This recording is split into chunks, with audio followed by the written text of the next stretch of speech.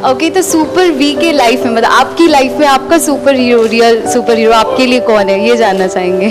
मेरे फादर ही थे। जब तक वो थे इस दुनिया में तब तक मतलब वो मेरे सुपर हीरो ही रहे। और क्योंकि मैं ये चीज़ नहीं मानता कि हाँ आपकी इंस्पिरेशन हो सकती है, बहुत लोग आपको इंस्पायर कर सकते हैं या मोटिवेट कर सकते हैं, लेकिन एक जो सामने एक एग्जाम्पल सेट किया हुआ उसका इम्पैक्ट बहुत अलग होता है।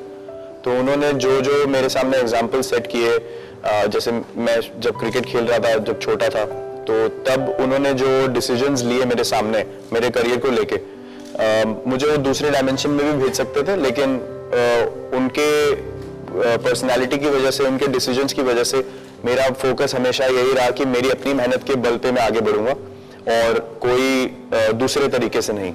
तो इस वजह से वो ही मेरे सुपर हीरो है, क्योंकि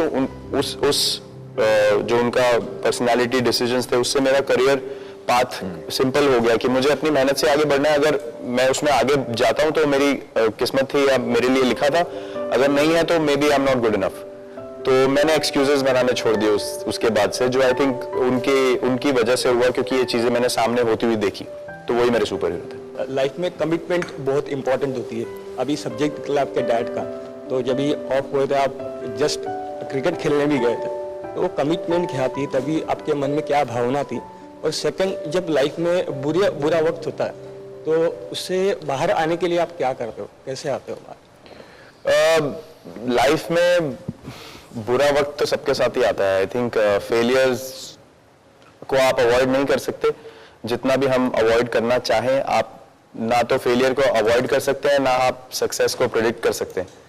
तो अपने हाथ में सिर्फ मेहनत होती है, वो आप एक ही चीज कर सकते हैं, आप सिर्फ अपनी हार्ड वर्क कर सकते हैं। आप कोई भी डिसिप्लिन हो, आपके घर में कोई इशू हो या आपके वर्क प्लेस में कोई इशू हो या स्पोर्ट्स में हो या पढ़ाई में हो, सिर्फ मेहनत एक ही तरीका है, मेहनत करना। और उसके बाद जो फेलियर है वो I think over a period of time मुझे अब समझ आया कि उन चीजों से आप सबसे ज्यादा सीखते हैं। सक्सेस से आप सीखते नहीं है, क्योंकि सक्सेस के बाद आपको लगता है सब सही है, तो आप इधर उधर देखना बंद कर देते हैं कि मेरी गलती कहाँ थी या मैं कहाँ इंप्रूव कर सकता हूँ या कर सकती हूँ। तो आई थिंक फेलियर से हर कोई ग्राउंडेड होके दोबारा हर चीज को सामने रख के फिर स्टार्ट करता है, which is a constant process. You have to fail, you have to work on yourself, you have to get back up. There is no other way out.